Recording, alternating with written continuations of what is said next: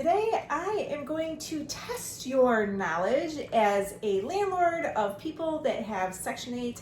I have 4 questions for you today, and let's see how you do. And I'm doing this in the form of a game show. I'm Monique Burns. My husband and I have been buying properties in Detroit, Michigan since 2007. We have our own buy and hold properties, but right now what we're doing is we are buying distressed properties and we are selling them to investors from all over the country and all over the world. It's going really great.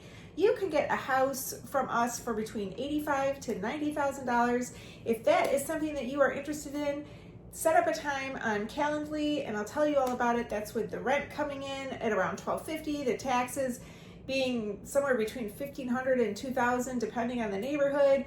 The insurance coming in just right at $1,000, above, below, a little bit. It's a good deal. It's still a very good deal that should still get you a good 10 to 12% ROI, more like a 12% ROI. Investing in Detroit is still very good, and of course I highly recommend it. I want to tell you the reason that I came up with this idea of doing a game show. I am on my board of REIA, Real Estate Investors Association of Oakland, as in Oakland County, Michigan. And I am taking these questions from our event that we had last Thursday. I highly recommend you join our Facebook group. We do live stream our events that are the second Thursday of every month, and there's so much to learn. Our first question: what is not a HUD requirement for a bedroom? Not a requirement for a bedroom. 1, a closet. 2, heat and electricity. 3, windows must be at least 44 inches from the floor. Or 4, 70 feet of living area. Which one is not? All right, here is the answer. Are you surprised? A closet in a room does not make it a room. But here's the catch. It does everywhere else. You know, everywhere else, it's like one of those rules that's not actually a rule. But if you have a room without a closet, there is a very good chance, whether it's a HUD inspector or a city inspector, that they're going to say, sorry, that's not a room. Even though it is a HUD rule that it does not need to have a closet as long as it has all these other things. So, you know, decide how you're going to handle that. Do you really want to go fight with HUD and make it work for you? It might be worth it if you know that rule, but probably not. Hey, if you are liking this video, it helps me a lot if you hit that subscribe button. It'll keep me motivated to keep giving you more quality information for your investment journey. If someone has an emotional support animal, you can ask, what is your disability? Number 2, for a note from their practitioner. Or number 3, why they need the animal. Or number 4, to see their medical records. Which one can you ask? It's number 2, a note from your practitioner. That practitioner can be a social worker, it can be a therapist, it can be a doctor. It's still kind of a hard thing to prove. And to me, it needs to be someone that you can somewhat verify, that seems legit, like a place that you can call. If you call it, they're not going to tell you anything because of HIPAA, but are they real? You know, it's kind of a touchy, tough one, but don't ask them those other things on there. Don't do it. You're going to get yourself in trouble. Which of the following income sources is not protected under Michigan's new source of income law? Okay, which one of these is not protected? Would it be number 1, retirement income? Number 2, Social Security?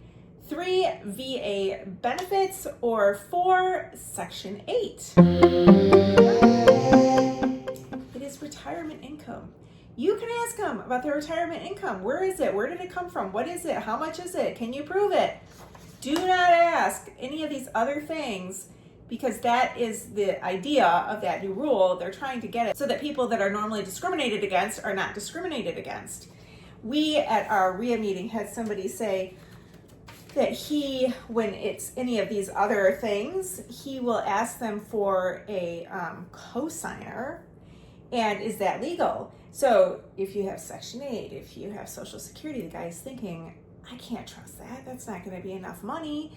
because I don't know what, it's not like you necessarily lose those things, although with Section 8 right now, we don't really know. He said, can I get a cosigner?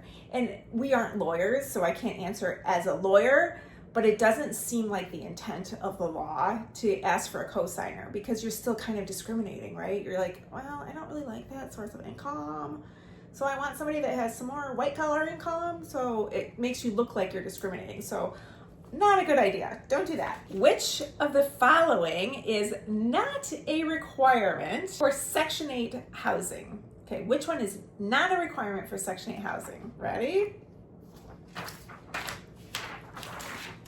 The unit must pass an inspection. Number 2, the landlord must accept pets. Number 3, the tenant must qualify based on income.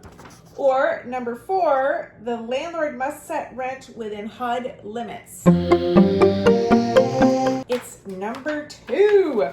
The landlord must accept pets. They don't require that you accept pets. You don't have to take pets. But here's something interesting. There is a rule against side deals. And a lot of people have asked me this. So if the tenant's rent is like 100 short of what I really need to cover my expenses, what I'm asking for rent, and Section 8 writes back and like, yeah, we're not going to give you that, but we'll give you this, and it's 100 short, can the tenant just pay it on their own? Now, the tenants are all trained that no, they cannot. They know darn well that this is a federal offense, so don't let the tenants talk you into that. And plus, good luck collecting it anyway. They probably won't pay it anyway. But what you can do is you can have pet fees. So if they have a dog or a cat or whatever, you can charge $100 a month for them to have that pet. And they may very well figure it out in their finances how they can afford to do that. I personally have not had a lot of success with this little trick because my tenants just don't pay it. I've tried it and they just refuse to pay it. And when I've gone to court, the judge says, no, I just want to know how behind they are on rent. I'm like, but the pet is part of the rent. It's in my lease that is part of the rent. The judge doesn't care. And the tenants seem to know this and they get away with it, and it doesn't really help me at all. So, but it is a way, if you think that the tenant would actually pay it, if they had, a lot of them have side jobs that aren't reported, like cash jobs, and maybe love their pet. I don't see people loving their pets in Detroit. I see them just chained up outside. I can't say that about everyone, but I do see a lot of that. So I'm very leery in Detroit about accepting pets, but that's my opinion and we all have one. I do want to share with you one thing. One of the people said in the audience about pets, he was telling us that he has what's called a poop fee. And I'm going to play a video of him explaining how this poop fee works. And I'm just curious what you guys think of this. Please comment below. It says we have a poop fee.